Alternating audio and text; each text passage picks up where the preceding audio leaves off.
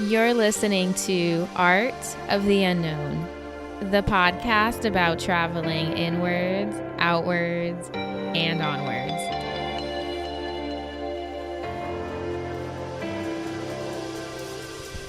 Welcome to episode number 2. In this episode, I'm just going to be going over what the unknown is and kind of why it's important. So here we go. As the introduction kind of went over, like I said before, I am doing this podcast as a way to kind of document my own personal journey into the unknown, physically, spiritually, and mentally.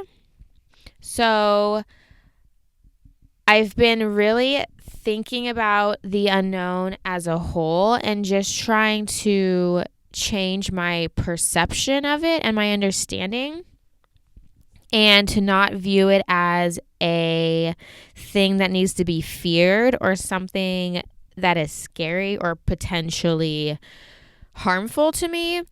But I'm really trying to see the unknown in every aspect of my life as something that is basically something that's a place of beauty, because there are so many different aspects of yourself that you are constantly discovering about yourself and finding. And I think that if you focus internally with intention, you can go into unknown parts of yourself that you've never even seen before. I know we all hear the cliches all the time about, stepping out of your comfort zone and blah, blah, blah, blah, blah. But it's a thing. And I'm telling you right now, people, that I am outside of mine. Not just in terms of doing the whole traveling thing, but also starting this podcast because I don't know. It's kind of scary to talk to people or just let people know what I'm doing and what I'm thinking and how I'm feeling about things that I normally don't share with a lot of people so openly, or I don't know, just so quickly, I guess. I don't know. Okay, so besides that whole stepping outside of your comfort zone business, and doing things that challenge you, I think a lot of embracing the unknown has to do a lot with letting go of control and letting go of expectations and simply just letting things happen as they will and when they will, and not trying to control or force basically the things in your life, because I personally find that I try to control situations, make things happen how I want them to happen, or just kind of wrap my mind around the idea of how things are currently unfolding and not just letting it go and letting it happen. So I think accepting the unknown and living in that place of uncertainty is important, because it's simply admitting that you don't know, that you don't have everything figured out. And you know what? That is perfectly okay, because sometimes that is exactly where you need to be in the moment.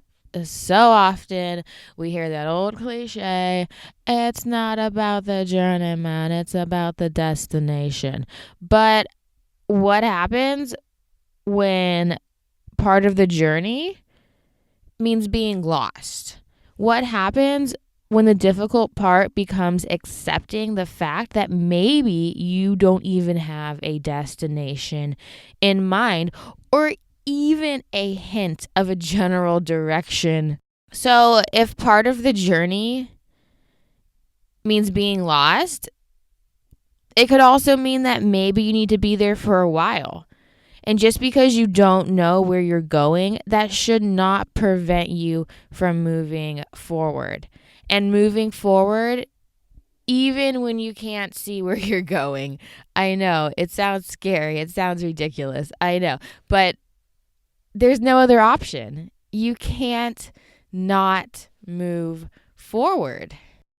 Regardless of how much you resist, everything around you changes. Everything needs to change. Everything has to change. And guess what? Everything is going to change whether you like it or not. So either you're going to keep moving or you're going to try to resist. And guess what? It's going to be way more painful than any step forward you can ever take. Okay. So in the end, moving forward needs to happen. And it needs to happen whether or not you know where you're going. But the important factor is simply just trusting that you will get to where you need to go. It's trusting that being lost right now where you are is just part of the picture and not the picture as a whole.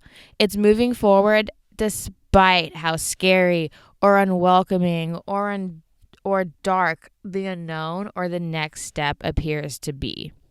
And by doing so, it's allowing things to be uncomfortable for the sole reason that they are uncertain.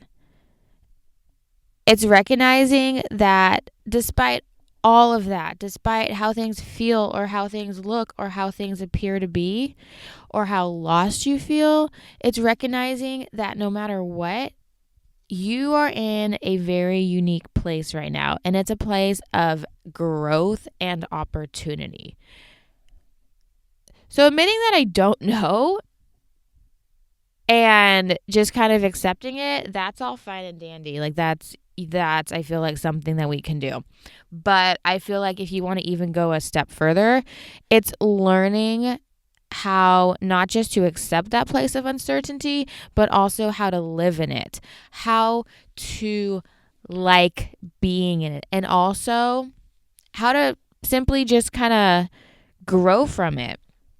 It's embracing those aspects of life as they are, even if they appear to be incomplete.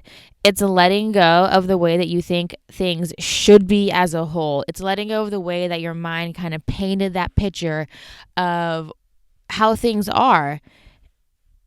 And it's basically just kind of letting go of the way that your mind tries to construct reality instead of just letting it play out as it will.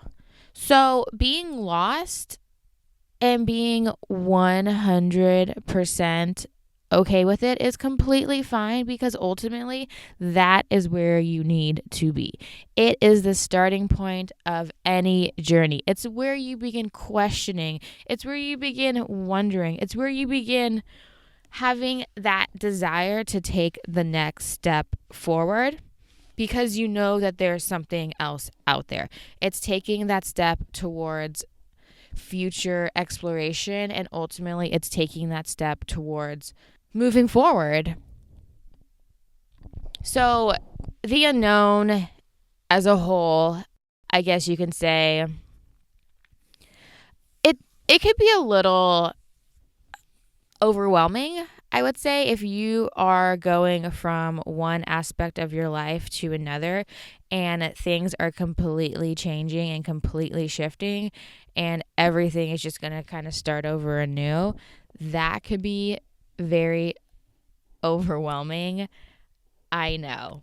And it could be very tempting to want to leave that place or resist it from happening. But I think another very important part of accepting the unknown is trying not to leave it.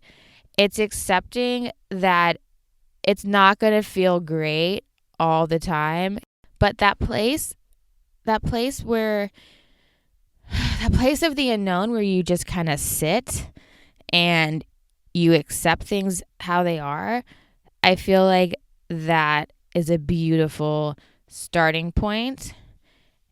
And that is kind of where you have to start. There's no other option. If that's where you are, you can't start from anywhere else besides where you are.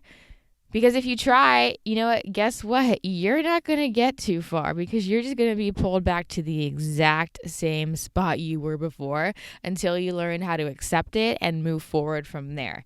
So, yes, aligning with the unknown can be scary, but I think it's scarier if you kind of just resist it and fight it, because I'd rather be going with the unknown, going with change, as opposed to fighting it, because guess what? Change is going to win.